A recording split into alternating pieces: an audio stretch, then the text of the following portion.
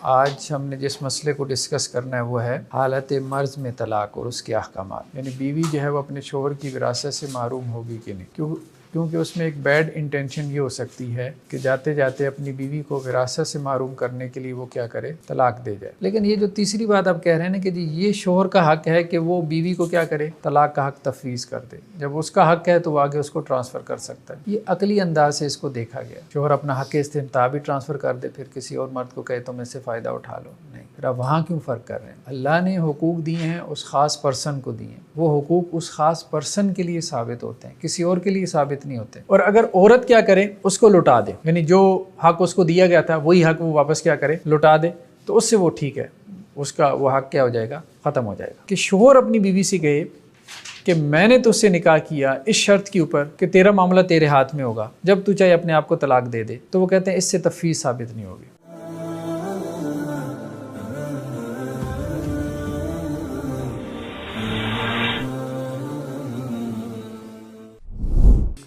بسم اللہ الرحمن الرحیم. کتاب طلاق کا ہم مطالعہ کر رہے تھے. تو آج ہم نے جس مسئلے کو ڈسکس کرنا ہے وہ ہے حالت مرض میں طلاق اور اس کے احکامات. مرض سے یہاں پہ مراد مرض الموت ہے، یعنی وہ مرض، وہ بیماری کہ جس میں انسان کی وفات ہو جائے. کتاب و سنت میں تو اس حوالے سے کوئی صریح ہدایت ہمیں نہیں ملتی، لیکن یہ ہے کہ صحابہ کی اقوال اور افعال ہیں کہ جن سے ہمیں کچھ رہنمائی ملتی ہے کہ مرض الموت میں طلاق کا کیا حکم ہے. تو اس میں ایک ڈیبیٹ یہ پیدا ہوئی کہ اگر کوئی شوہر اپنی بیوی کو مرض الموت میں طلاق دیتا ہے تو اس کو اس کی وراثت سے ہم محروم کریں گے کہ نہیں. یعنی بیوی جو ہے وہ اپنے شوہر کی وراثت سے محروم ہوگی کہ نہیں. کیونکہ اس میں ایک بیڈ انٹینشن یہ ہو سکتی ہے کہ جاتے جاتے اپنی بیوی کو وراثت سے محروم کرنے کے لیے وہ کیا کرے، طلاق دے جائے. مطلب ساری زندگی کا غصہ جو وہ نہیں اتار سکا اپنی بے بسی کی وجہ سے، تو اب جب اس نے دیکھا کہ میں دنیا سے جا رہا ہوں تو جاتے جاتے کچھ کر ہی جاؤں. خیر بار عبد الرحمن بن عوف رضی اللہ عنہ، ان کے بارے میں آتا ہے کہ انہوں نے مرض الموت میں اپنی بیوی کو طلاق دے دی، تمازر کو. اب ان کی وفات کے بعد حضرت عثمان رضی اللہ عنہ نے، جو کہ خلیفہ ثالث تھے، اس متعلقہ کے لیے وراثت کا حکم جاری کیا. 3 طلاق تو دے دی تھی نا، اب 3 طلاق کے بعد وہ بیوی تو نہیں رہ گئی، لیکن حضرت عثمان رضی اللہ عنہ نے اس کا بطور بیوی حصہ جو ہے وہ کیا کیا، جاری کیا. اور ساتھ میں یہ کہا کہ میں عبد الرحمن کو تہمت نہیں لگاتا کہ انہوں نے وراثت سے جو ہے وہ بھاگنے کے لیے اس کو طلاق دی تھی، لیکن میں یہ چاہتا ہوں کہ سنت جاری کرو. مطلب عبد الرحمن بن عوف سے تو یہ امید نہیں ہے کہ انہوں نے ایسا کیا ہوگا، لیکن اگر ہم نے وراثت جاری نہ کی تو بہت سارے لوگوں نے یہ کام شروع کر دینا. تو اس لیے شوہروں کو ایک تھریٹ رہنا چاہیے کہ ہم وراثت سے محروم نہیں کریں گے ان کے طلاق دینے کے باوجود. اب جس نے طلاق دینی ہے وہ جینون نیت سے طلاق دے گا، اسے وراثت سے محروم کرنے کے لیے طلاق نہیں دے گا، کیونکہ وراثت تو اس کو مل کے ہی رہنی ہے، بھلے وہ متعلقہ ہی کیوں نہ ہو جائے، ڈائیورس ہی کیوں نہ ہے. حضرت عبد الرحمن بن عوف سے بھی یہ روایت موجود ہے کہ انہوں نے یہ بات کہی تھی کہ میں اسے نہ تو فرار کے لیے طلاق دے رہا ہوں اور نہ ہی نقصان پہنچانے کے لیے. ٹھیک ہے، یعنی انہوں نے اس کی وراثت کا انکار نہیں کیا. اسی طرح حضرت عثمان رضی اللہ عنہ کا خود کا کیس ہے کہ انہوں نے اپنی بیوی کو ام البنین کو طلاق دے دی تھی، جب کہ ان کا محاصرہ کیا گیا تھا. تو جب حضرت عثمان رضی اللہ عنہ شہید ہو گئے تو اب اس کے بعد حضرت علی خلیفہ بنے، تو وہ ان کے پاس آئے، تو حضرت علی رضی اللہ عنہ نے ان کے لیے وراثت کا فیصلہ کیا. تو گویا ہمیں صحابہ میں ایسے اقدامات ملتے ہیں کہ مرض الموت میں اگر کسی نے اپنی بیوی کو طلاق دے دی تو اس متعلقہ کے لیے، ڈائیورس کے لیے وراثت کا فیصلہ جاری کیا گیا. تو اس کو طلاق فار بھی کہتے ہیں. فار کہتے ہیں بھاگنے والا. ٹھیک ہے، یعنی مرض الموت میں بیوی کو طلاق دینا، اسے طلاق فار بھی کہہ دیتے ہیں. ایک اور سچویشن یہ پیدا ہوتی ہے کہ اگر کسی نے میدان جنگ میں اپنی بیوی کو طلاق دے دی، اب میدان جنگ میں بھی یہی سچویشن ہوتی ہے کہ اب اسے پتہ ہے کہ بھائی جانا ہے اللہ کے پاس، صورتحال ایسی لگ رہی ہے، تو اب اس کا کیا حکم ہوگا؟ تو اس کو بھی اسی کے اوپر ہی قیاس کیا گیا، اسی کے اوپر ہی قیاس کیا گیا کہ اس کی بیوی کو جو ہے وہ وراثت جاری کی جائے گی، اگرچہ اس میں کچھ اختلاف بھی انہوں نے نقل کیا ہے، ٹھیک ہے۔ تو امام مالک اور لیث بن سعد کہتے ہیں کہ اس کی بیوی کو وراثت ملے گی، ٹھیک ہے۔ امام احمد کا بھی یہی قول ہے، بس ان میں یہ فرق ہے کہ جی عدت کے دوران ملے گی یا عدت کے بعد ملے گی، وہ بہرحال ایک تفصیلی اختلاف ہے۔ امام ابن حزم ظاہری جو ہے وہ تھوڑا سا فرق کرتے ہیں، وہ یہ کہتے ہیں کہ حالت مرض میں جو اس نے طلاق دی ہے تو ہم اس کو طلاق ہی کنسیڈر کریں گے، اس کی بیوی مطلقہ ہے، جو مطلقہ ہے اس کا وراثت میں کوئی حصہ نہیں ہے، کیونکہ اس کی بیوی نہیں رہی، جب بیوی نہیں رہی تو اس کا وراثت میں کہاں سے حصہ آ گیا۔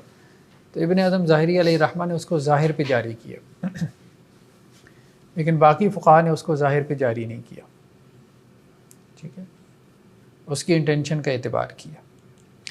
نیکسٹ جو مسئلہ ہے وہ ہے تفویض اور توکیل، یعنی طلاق، تفویض کا مطلب ہوتا ہے سپرد کرنا، توکیل کا مطلب وکیل بنانا، یعنی طلاق آپ کیا تفویض کر سکتے ہیں، جیسے ہمارے ہاں وہ نکاح کا رجسٹریشن فارم ہوتا ہے نا، نکاح کے رجسٹریشن کے لیے، تو اس میں یہ ایک شک موجود ہوتی ہے کہ کیا بیوی کو طلاق کا حق تفویض کیا گیا کہ نہیں، یعنی سپرد کر دینا۔ تو ایک بحث یہ پیدا ہوئی کہ طلاق تو شوہر کا حق ہے، لیکن کیا یہ حق جو ہے وہ شوہر ٹرانسفر کر سکتا ہے اپنی بیوی کو، یعنی شوہر اپنی بیوی کو یہ کہے کہ میں نے طلاق کا حق تمہیں دیا، تمہاری مرضی ہے، جتنی مرضی ڈال لو، ٹھیک ہے، جب چاہو اپنے آپ کو طلاق دے دو، کیا یہ پاسبل ہے؟ یہ ایک ڈیبیٹ پیدا ہوئی۔ اور دوسری ڈیبیٹ یہ پیدا ہوئی کہ کیا طلاق میں کسی کو وکیل بنایا جا سکتا ہے، یعنی شوہر کسی شخص کو یہ کہے کہ میں نے تمہیں اپنا وکیل بنایا، یعنی میں نے اپنا طلاق کا معاملہ تمہارے سپرد کیا، میری طرف سے میری بیوی کو طلاق دے دو، ٹھیک ہے، تو یہ ہے توکیل۔ تو پہلی بات تو یہ انہوں نے کہی ہے کہ طلاق جو ہے وہ شوہر کا حق ہے، یہ بات تو درست ہے۔ دوسری بات بھی درست ہے کہ بھائی شوہر کا حق ہے کہ وہ خود سے بیوی کو طلاق دے، لیکن یہ جو تیسری بات آپ کہہ رہے ہیں نا کہ جی یہ شوہر کا حق ہے کہ وہ بیوی کو کیا کرے، طلاق کا حق تفویض کر دے، جب اس کا حق ہے تو وہ آگے اس کو ٹرانسفر کر سکتا ہے، یہ عقلی انداز سے اس کو دیکھا گیا۔ لیکن شریعت نے اگر عورت کو حق نہیں دیا طلاق کا تو آپ کیسے دے سکتے ہو، ٹھیک ہے، تو شریعت نے اگر عورت کو طلاق کے حق سے محروم رکھا ہے تو اس میں کچھ حکمتیں تھیں، اب آپ اس کے ہاتھ میں طلاق کا حق پکڑا کے شریعت کے ساتھ اب آپ کھیل رہے ہو، یعنی شریعت نے جس مقصد سے عورت کو طلاق کا حق نہیں دیا آپ اسی مقصد کو ڈیمیج کرنا چاہتے ہو اس کو طلاق کا حق دے کے، کیونکہ وہ جذباتی ہے، فوراً طلاق واقع کر دے گی، ٹھیک ہے، تو وہ گھر کا ادارہ جو ہے وہ فوراً ٹوٹ جائے گا۔ تو یہ ہم نہیں کہہ سکتے، یہ صرف اس بنیاد پہ، یہ ایک عقلی بنیاد یا منطقی بنیاد پہ اس مسئلے کو کھڑا کرنا کہ ایک بندے کا حق ہے، اب وہ اپنا حق آگے ٹرانسفر کر سکتا ہے، یہ بہت کمزور بنیاد ہے، بہت ہی کمزور بنیاد ہے، تو اور بہت فضول سی بھی بنیاد ہے نا، بہت فضول سی بھی بنیاد ہے۔ بیوی سے اس کا حق ہے، بیوی کے اوپر اس کے حقوق ہیں، حق استمتاع ہے، مثال کے طور پر وہ کہے کہ میں کسی اور مرد کو ٹرانسفر کر دیتا ہوں، فضول بنیاد ہے نا۔ صرف یہ بنیاد بنا لینا کہ یہ میرا حق ہے، اب میرا حق ہے تو میں اس کو آگے ٹرانسفر کر سکتا ہوں، یہ کوئی بنیاد نہیں، بنیاد اس کی کوئی دین میں ہونی چاہیے، کتاب و سنت میں ہونی چاہیے۔ ہاں، اللہ نے آپ کو وہ حق دیا ہے تو وہ اب آپ کے ساتھ خاص ہے، آپ کے ساتھ خاص ہے، ٹھیک ہے، یعنی بیوی کے حوالے سے مرد کے کچھ حقوق ہیں، شوہر کے کچھ حقوق ہیں نا، ٹھیک ہے، بیوی کے حوالے سے شوہر کے کچھ حقوق ہیں، اب شوہر کہیں میں اپنے حقوق کسی اور کو دے دیتا ہوں کیونکہ اللہ نے مجھے دیے ہیں اپنی بیوی کے حوالے سے، تو میں اپنے یہ حقوق کسی اور مرد کو ٹرانسفر کر دیتا ہوں، فضول بات ہے نا، یہ ٹھیک نہیں ہے۔ کس سے؟ فقہا تو کہتے ہیں ہو جائے گی، لیکن ہمارے خیال میں نہیں۔ اگر آپ یہ منطقی بنیاد لیتے ہیں تو اس کا مطلب یہ ہے کہ شوہر اپنا ہر حق ٹرانسفر کر سکتا ہے، پھر آپ فرق کیسے کریں گے؟ شوہر اپنا حق استمتاع بھی ٹرانسفر کر دے، پھر کسی اور مرد کو کہے تم اس سے فائدہ اٹھا لو، نہیں۔ پھر آپ وہاں کیوں فرق کر رہے ہیں؟ تو اللہ نے حقوق دیے ہیں اس خاص پرسن کو دیے ہیں، وہ حقوق اس خاص پرسن کے لیے ثابت ہوتے ہیں، کسی اور کے لیے ثابت نہیں ہوتے۔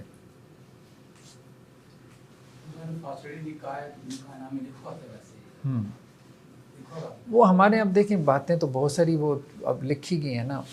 جب یونانی منطق آئی تو یونانی منطق کا نا اصل میں ہمارے یہاں بہت اثر ہے۔ آپ اصول فقہ کا مادہ دیکھیں گے نا، جو ہمارے یہاں فقہ کے پیچھے جو پرنسپلز ہیں، پرنسپل جسے ہم اصول فقہ کہتے ہیں، اب گہرائی میں جب آپ جا کے دیکھیں گے تو اس کے پیچھے یونانی منطق ہے، ارسطو کی منطق ہے۔ تو منطق نے ہمارے علوم کو بہت متاثر کیا، اصول فقہ کو بھی متاثر کیا، اصول فقہ کو متاثر کیا، وہاں سے فقہ ہماری متاثر ہوئی یونانی منطق سے۔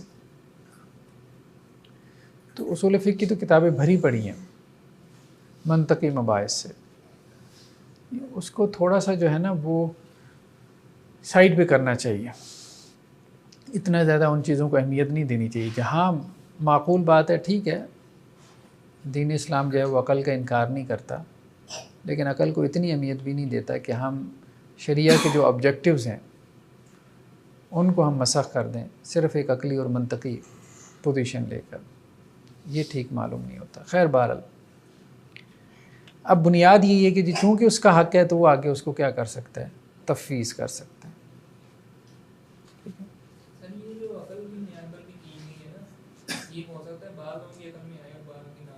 نہیں، ابن حزم ظاہری وغیرہ تو اس کا انکار کرتے ہیں نا، وہ تو نہ تفویض کے قائل ہیں نہ توکیل کے قائل ہیں، ظاہری اسکول آف تھاٹ۔ ہاں، ہر کسی کے عقل میں نہیں آئی یہ بات، ایسی ہی ہے، ہر کسی کے عقل میں نہیں آئی۔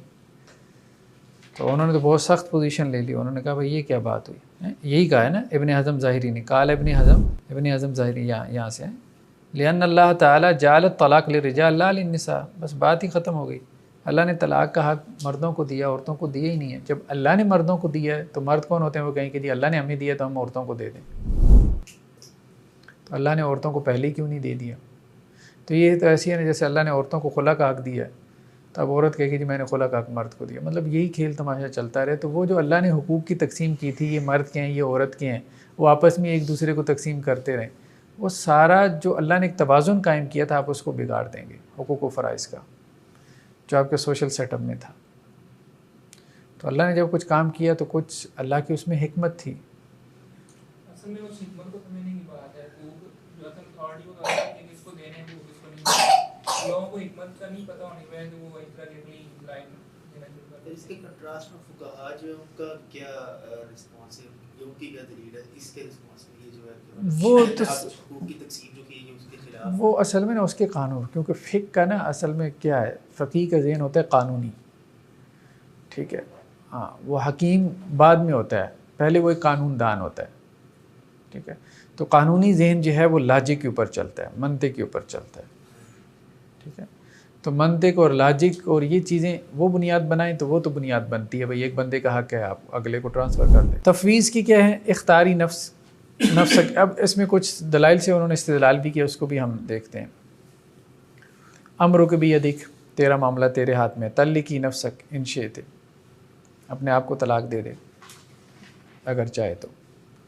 اچھا اب یہ جو پہلا صیغہ ہے تو فقہا یہ کہتے ہیں کہ اس سے طلاق واقع ہو جاتی ہے، کیونکہ یہ جو قرآن مجید کی آیت ہے، یا ایھا النبی قل لازواجک ان کنتن تریدن الحیاۃ الدنیا وزینتہا فتعالین امتعکن واسرحکن سراحا جمیلا، اے نبی صلی اللہ علیہ وسلم آپ اپنی بیویوں سے کہہ دیں اگر تمہیں دنیا کی زندگی چاہیے، اس کی زیب و زینت، تو آؤ میں تمہیں کچھ دنیا کا ساز و سامان دے دیتا ہوں اور بھلے طریقے سے رخصت کر دیتا ہوں، اور اگر تمہیں اللہ اور اس کے رسول چاہیے اور آخرت چاہیے تو اللہ نے ایسے نیکوکار عورتوں کے لیے بہت بڑا اجر تیار کر رکھا ہے۔ جب یہ آیت نازل ہوئی، اصل میں ازواج مطہرات نے جب خرچے کا مطالبہ کیا تھا کہ جی ہمارا خرچہ بڑھایا جائے، تو اس پہ یہ آیات نازل ہوئی۔ تو آپ صلی اللہ علیہ وسلم حضرت عائشہ رضی اللہ عنہ کے پاس آئے اور انہوں نے کہا کہ دیکھو میں تمہیں ایک بات کر رہا ہوں، اللہ اور اس کے رسول کی طرف سے کیا ہے کہ یاد دہانی ہے، اور جلدی نہ کرنا معاملے میں، ذرا سوچ سمجھ کے والدین سے مشورہ کر کے جو ہے وہ اس کا رسپانس کرنا۔ تو حضرت عائشہ رضی اللہ عنہ نے کہا اللہ کے رسول کیا معاملہ ہے؟ تو پھر آپ صلی اللہ علیہ وسلم نے یہ آیت جو ہے وہ تلاوت کی کہ اللہ تعالیٰ نے یہ اختیار دی ہے ازواج کو، چاہیں تو اللہ اور اس کے رسول کے ساتھ رہیں، ٹھیک ہے، لیکن اس میں مشکل وقت تو گزارنا پڑے گا، اور اگر دنیا کو اختیار کرنا ہے تو اللہ کے رسول ان کو کچھ مال و دولت دے کے رخصت کر دیں، آپ کی زوجیت سے وہ نکل جائیں۔ تو اس پہ حضرت عائشہ رضی اللہ عنہ نے کہا کہ اللہ کے رسول صلی اللہ علیہ وسلم، میں تو اللہ اور اس کے رسول کو اختیار کرتی ہوں، آخرت کو اختیار کرتی ہوں، تو بس اگر آپ نے دوسری بیویوں سے بھی کوئی ایسی بات کرنی ہے تو میرا جواب ان تک نہ پہنچائیں۔ تو آپ صلی اللہ علیہ وسلم فرمایا بھائی یہ باتیں میرے ساتھ نہ کرو، ٹھیک ہے؟ تو وہ پھر اسی طرح سے تمام ازواج نے اسی طرح سے جواب دیا۔ تو حضرت عائشہ رضی اللہ عنہ کہتی ہیں کہ اللہ کے رسول صلی اللہ علیہ وسلم نے ہمیں اختیار دیا، ٹھیک ہے، اور ہم نے اس اختیار کو لے لیا، تو آپ صلی اللہ علیہ وسلم نے اس کو کچھ شمار نہ کیا، ٹھیک ہے۔ ایک اور روایت کے الفاظ ہیں کہ آپ صلی اللہ علیہ وسلم نے اپنی عورتوں کو اختیار دیا، فلم یکن طلاقن، تو وہ طلاق کنسیڈر نہیں، صرف اختیار دینے سے طلاق کنسیڈر نہیں، یعنی تمہیں اختیار ہے، چاہو تو میرے ساتھ رہو، چاہو تو مجھ سے علیحدہ ہو جاؤ، یہی اختیار تھا نا، میرے ساتھ رہنا چاہتی ہو تو رہ لو، نہیں رہنا چاہتی تو نہ رہو۔ اس اختیار سے وہ کہہ رہے ہیں کہ طلاق نہیں ہوتی، اس اختیار سے طلاق نہیں ہوتی، اس کو طلاق کنسیڈر نہیں کیا گیا، کیونکہ اگر یہ طلاق ہوتی تو اس کا مطلب یہ ہے کہ بعد میں انہوں نے یہ کیوں کہا کہ جی ہم آپ کے ساتھ رہنا چاہتی ہیں۔ دوسرا کیا ہے، امرو کا بیدی، تیرا معاملہ تیرے ہاتھ میں ہے، یعنی میں نے تمہارا معاملہ تمہارے سپرد کیا، ٹھیک ہے۔ تو اب اگر کسی شوہر نے اپنی بیوی کو یہ کہہ دیا کہ میں نے تمہارا معاملہ تمہارے سپرد کیا، اور بیوی نے کیا کیا، اپنے آپ کو طلاق دے دی، تو یہ ایک طلاق کنسیڈر ہوگی۔ حضرت عمر، حضرت عبداللہ بن مسعود اور اسی طرح امام شافعی، امام احمد، ان سے یہی قول مروی ہے کہ یہ ایک طلاق کنسیڈر ہوگی، یعنی بیوی اپنے آپ کو طلاق دے سکتی ہے، لیکن یہ بات سمجھ سے بالاتر ہے۔ باقی اقوال بہرحال ان کی تحقیق ہونی چاہیے، واللہ عالم یہ ثابت بھی ہیں کہ نہیں ہے، خاص صحابہ سے۔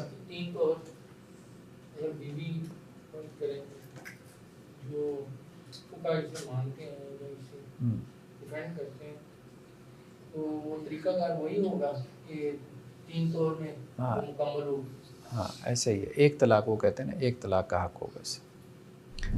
حضرت عبداللہ بن مسعود سے مروی ہے کہ ایک آدمی ان کے پاس آیا ہے، کہنے لگا میرا اور میری بیوی کا جھگڑا ہو گیا،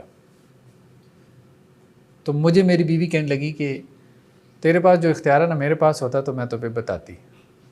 انہوں نے کہا چل جو میرے پاس ہے نا وہ میں نے تجھے دیا، بتا دو پھر کیا بتانا ہے تمہیں، جو میرے پاس ہے وہ میں نے تیرے حوالے کیا۔ تو اس نے کہا کہ 3 طلاق، ٹھیک ہے۔ اب وہ کیس حضرت عبداللہ بن مسعود کے پاس آیا، تو حضرت عبداللہ بن مسعود نے کہا کہ بھائی میں تو اس کو 1 طلاق شمار کرتا ہوں۔ پھر وہ معاملہ حضرت عمر رضی اللہ عنہ کے پاس پہنچا، تو حضرت عمر رضی اللہ عنہ اس پہ ناراض ہوئی، ناراض اس پہ ہوئی کہ اللہ نے ایک حکم مردوں کو دیا تھا اور مرد یہ کیا کرنا شروع ہو گئے، طلاق کا حق اللہ نے مردوں کو دیا تھا اور مردوں نے آگے اس کو ٹرانسفر کرنا شروع کر دیا، تو اس طرح سے اپنے منہ میں وہ کیا کر رہے ہیں، مٹی ڈال رہے ہیں، مطلب اپنے آپ کو ذلیل و رسوا کر رہے ہیں مرد، اپنا طلاق کا حق عورتوں کو دے کے۔ لیکن اس کے بعد پھر حضرت عمر نے دوبارہ حضرت عبداللہ بن مسعود سے کہا کہ آپ کی کیا رائے ہے، تو انہوں نے کہا جی میں تو 1 شمار کر رہا ہوں۔ حضرت عمر رضی اللہ عنہ کا یہی بات بہتر معلوم ہوتی ہے، حضرت عمر نے بھی اس کو 1 ہی شمار کیا، یعنی اس پہ تنقید ضرور کی ہے لیکن اس کو شمار کر لیا۔ احناف کا کہنا یہ ہے کہ یہ 1 طلاق ہے اور طلاق بائن ہوگی، ٹھیک ہے، یعنی طلاق بائن سے مراد کیا ہے کہ وہ اس سے جدا ہو جائے گی، نکاح ختم ہو جائے گا۔ یعنی اگر یہ الفاظ وہ کہتے ہیں امروں کا بھی ادھک، میں نے تمہارا معاملہ تمہارے سپرد کیا، تو اب عورت 3 طلاق ڈال سکتی ہے اپنے آپ کو یا 1 ڈال سکتی ہے، تو اس میں وہ یہ کہہ رہے ہیں کہ 1 ڈال سکتی ہے، 3 نہیں ڈال سکتی، یہ کہنا چاہ رہے ہیں۔ یہ تو ابن مسعود رضی اللہ تعالیٰ عنہ کہہ رہے ہیں، آپ تو یہ کہہ رہے ہیں کہ ہو جائے 1 ہوگی نا، وہی کہہ رہے ہیں، یا قول کیا ہے 1 ہی طلاق ہوگی، بائنہ ہوگی، لیکن صرف انہوں نے فرق صرف یہ 1 سے ہی بائن ہوگی، 1 سے بھی بائن ہو جاتی ہے نا، 1 طلاق بھی بائن ہو جاتی ہے۔ وہ ہم طلاق بائن کو اگلی دفعہ پڑھیں گے۔ طلاق بائن کا مطلب یہ ہوتا ہے کہ ہاں وہ بعض فقہا کے نزدیک بائن ہوتی ہے۔ طلاق بائن اس کو کہتے ہیں کہ جس میں وہ نکاح ختم ہو جاتا ہے، یعنی رجوع نہیں ہو سکتا۔ طلاق رجعی اس کو کہتے ہیں کہ جس میں رجوع ہو سکتا ہے، طلاق بائن اس کو کہتے ہیں جس میں رجوع نہیں ہو سکتا، نکاح ختم ہو جاتا ہے، دوبارہ نکاح ہو سکتا ہے۔ تو حناف کہتے ہیں کہ یہ طلاق بائن ہے۔ کیوں طلاق بائن ہے؟ اس کی وجہ یہ ہے کہ اس نے جو ہے وہ ایک تو نیت کی کہ جو اس کے وہ معاملے کا مالک ہے اس کے زوال کی نیت کی، اور دوسرا اس نے اپنی سلطنت اس کے زوال کی بھی نیت کی۔ اس اعتبار سے انہوں نے جو ہے وہ اس کو طلاق بائن شمار کیا کہ وہ اس کا شور ہی نہ رہے، اس کے اوپر سے حکمرانی قوامیت ختم ہو جائے، یہ نیت اس نے کی، تو وہ قوامیت تبھی ختم ہوگی جب یہ طلاق بائن بنے گی۔ اب اس میں ایک اور بحث پیدا ہوئی کہ اس میں شوہر کی نیت کا اعتبار ہوگا یا بیوی کی نیت کا اعتبار ہوگا۔ تو امام شافعی اس طرف گئے ہیں کہ شوہر کی نیت کا اعتبار ہوگا۔ اگر شوہر کی نیت ہے کہ ایک ڈالے تو وہ ایک ہی ہوگی، اور اگر شوہر نے 3 کی نیت کی تھی تو وہ 3 شمار ہوگی۔ یعنی شوہر بیوی کو کہتا ہے کہ میں نے طلاق کا حق تمہیں دیا، وہ کہتے ہیں میں نے طلاق دے دی، اب کتنی پڑی؟ تو امام شافعی کیا کہتے ہیں؟ شوہر کی نیت کا اعتبار ہے، اس نے 1 کا اعتبار کیا تھا تو 1، 3 کا اعتبار کیا تھا تو 3۔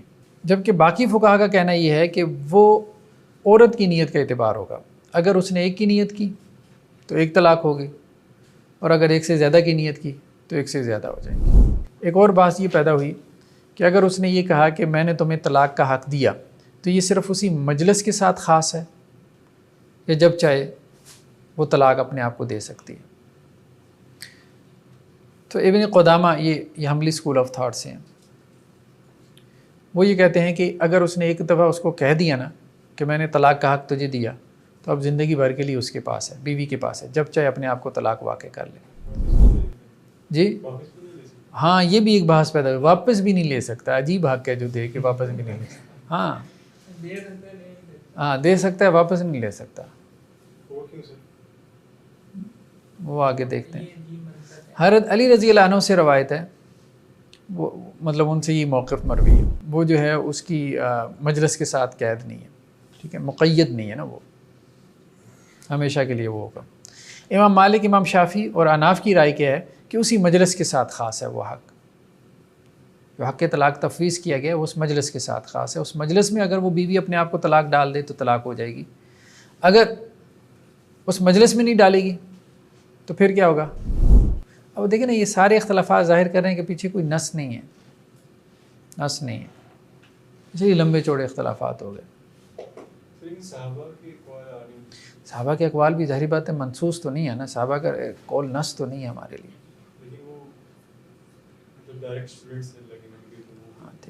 یہ بات ہم پڑھیں گے اصول فقہ کے اندر، مصادر شریعت کی بات بہت عام ہے۔ قول صحابی مصدر شریعت ہے کہ نہیں ہے؟ قول صحابی مصدر شریعت نہیں ہے۔ قول صحابی مصدر شریعت ہوتا تو فقہا صحابہ سے اختلاف کیوں کرتے؟ اب تو صحابہ کی فقہ بھی مرتب ہو گئی ہے نا، خلفائے۔ ہاں فقہا یہی کہتے ہیں نہیں لے سکتا واپس، چھٹی ہو گئی اس کی۔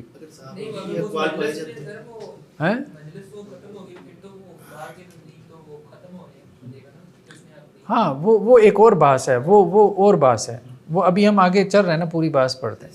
اگر صحابہ کی اس طرح سے اقوال مقبول ہے تو پھر یہ دوبل طور پر یونانی منطق سے تو اس کا انفلوئنس نہیں ہے، تو ویسے ہی ایک اگلی بحث جو ہو سکتی ہے۔ صحابہ سے اصل میں بحث یہ پیدا ہوتی ہے کہ وہ اقوال ثابت ہیں کہ نہیں ہیں، سب سے بڑی بحث یہ پیدا ہوتی ہے۔ ہمارے یہاں تفسیری لٹریچر میں بھی، ہمارے یہاں فقہی ذخیرے میں بھی بہت سی چیزیں مروی ہو جاتی ہیں، ٹھیک ہے، لیکن یہ ہے کہ ان کی تحقیق کی ضرورت ہوتی ہے۔ تو ابھی یہ ایک تحقیق طلب امر ہے کہ یہ اقوال ثابت بھی ہیں کہ نہیں ہیں۔ کسی ایک چھوٹے سے مسئلے پہ نا اہل حدیث حنفی جو اختلافی مسئلہ ہو، دونوں طرف کی کتابیں پڑھیں، سینکڑوں اقوال صحابہ کے ضعیف آپ کو مل جائیں گے، اور ظاہری بات ہے ان کا مسئلہ ہے نا، تو وہ کس طرح سے ضعیف کرتے ہیں، پھر آپ کو اندازہ ہوگا کہ بھائی صحابہ کے حوالے سے کیا کچھ مروی ہے، اور اتنا آسان نہیں ہے اس کو ان کی طرف نسبت کرنا، بہت مشکل ہے۔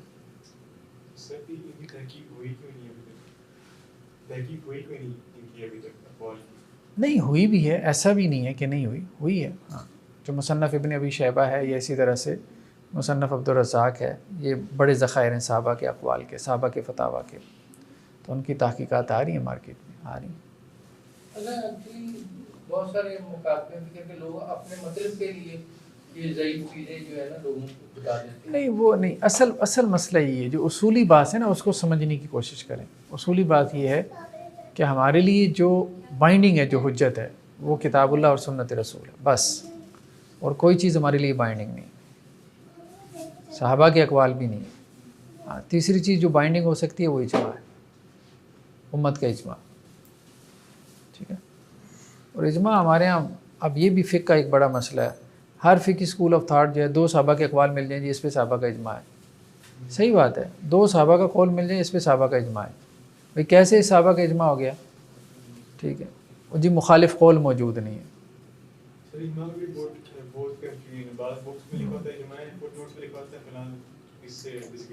ایسے ہی تو حملی اسکول آف تھاٹ میں یہ ہے کہ یہ جو حق تفویض ہے، طلاق کا جو تفویض کا حق ہے، یہ اسی مجلس کے ساتھ خاص نہیں ہے، ہمیشہ کے لیے ہے، لیکن میجورٹی کی رائے کیا ہے، امام مالک، امام شافعی اور اناف کی رائے کیا ہے، 3 اسکول آف تھاٹ کی، یہ اسی مجلس کے ساتھ کیا ہے، خاص ہے، اس کے بعد اس کے پاس نہیں رہے گا۔ پھر تو وہ ہمیشہ کے لیے ہو جائے گا نا۔ نیکسٹ کیا ہے، شوہر کا رجوع، یعنی شوہر کیا طلاق کا حق تفویض کر کے واپس لے سکتا ہے، ٹھیک ہے۔ مثال کے طور پہ شوہر یہ کہے کہ جو میں نے تجھے اس کا حق دیا تھا طلاق کا، وہ میں نے فسخ کر دیا، کینسل کر دیا، ٹھیک ہے۔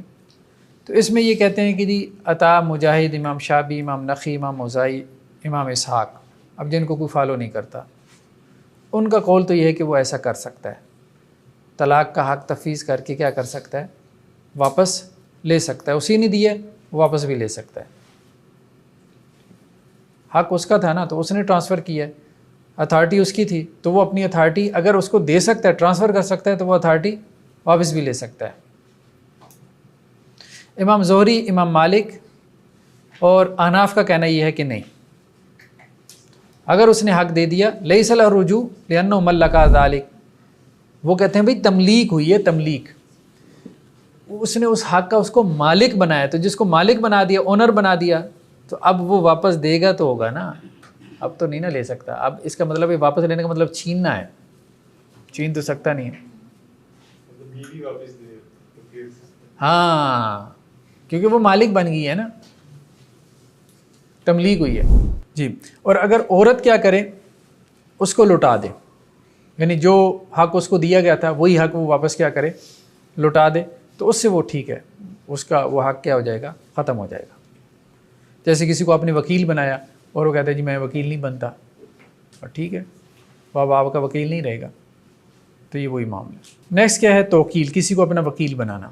ایک ہے تفویض، تفویض میں تو یہ ہوتا ہے کہ بیوی کو آپ طلاق کا حق دیتے ہیں نا، توکیل میں کیا ہوتا ہے، کسی اور کو، یعنی بیوی کے علاوہ کسی اور کو آپ نے کیا کیا، طلاق کا حق دے دیا، اپنا وکیل بنا لیا۔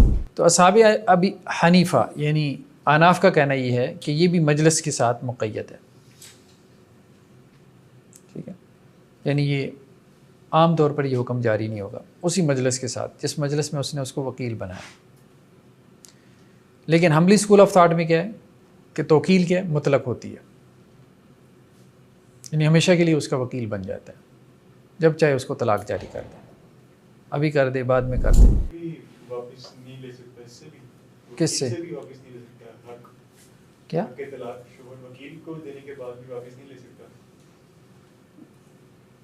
ہاں اس کو، لیکن یہ یہاں پہ انہوں نے تفصیل نہیں لکھی، واللہ یہ یہاں پہ نہیں لکھی۔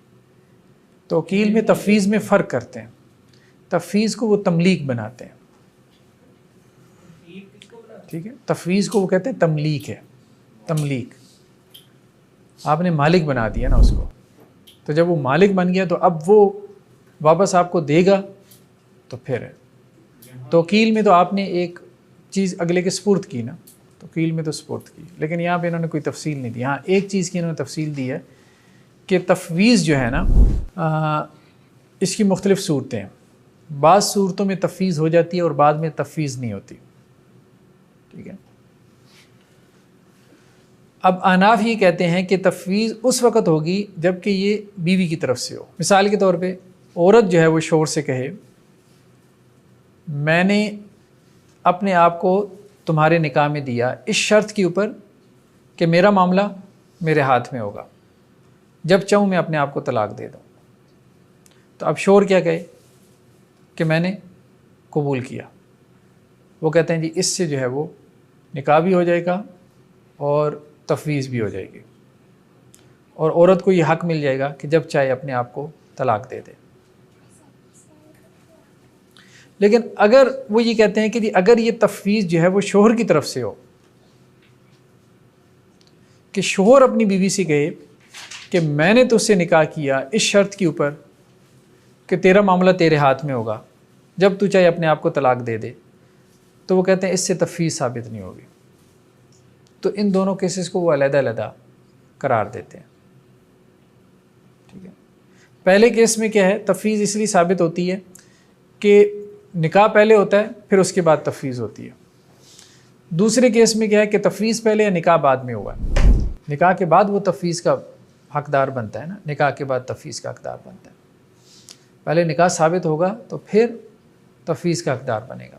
تو اگر صورتحال ایسی ہو کہ تفویض پہلے ثابت ہو رہی ہو اور نکاح بعد میں منعقد ہو رہا ہو تو ایسی صورت میں تفویض ثابت نہیں ہوگی. اور اگر صورتحال ایسی ہو کہ نکاح پہلے منعقد ہو رہا ہو، یعنی قانونی صیغے ایسے ہوں کہ نکاح پہلے منعقد ہو رہا ہو اور تفویض بعد میں ثابت ہو رہی ہے تو پھر وہ تفویض ثابت ہوگی. تو وہ کہتے ہیں وہ اسی وقت ہوتی ہے جب کہ یہ عورت کی طرف سے ہو. ایجاب کس کی طرف سے ہو؟ عورت کی طرف سے. میجارٹی فقہا کی یہ کہتی ہے کہ ایجاب جو ہے وہ عورت کی طرف سے ہوتا ہے، مرد کی طرف سے قبول ہوتا ہے. تو احناف یہ کہتے ہیں کہ ایجاب دونوں طرف سے ہو سکتا ہے، آفر دونوں طرف سے ہو سکتی ہے. تو اگر عورت کی طرف سے ہوگی تو پھر وہ تفویض ثابت ہوگی، مرد کی طرف سے پھر نہیں ہوگی. تو یہ انہوں نے کہا.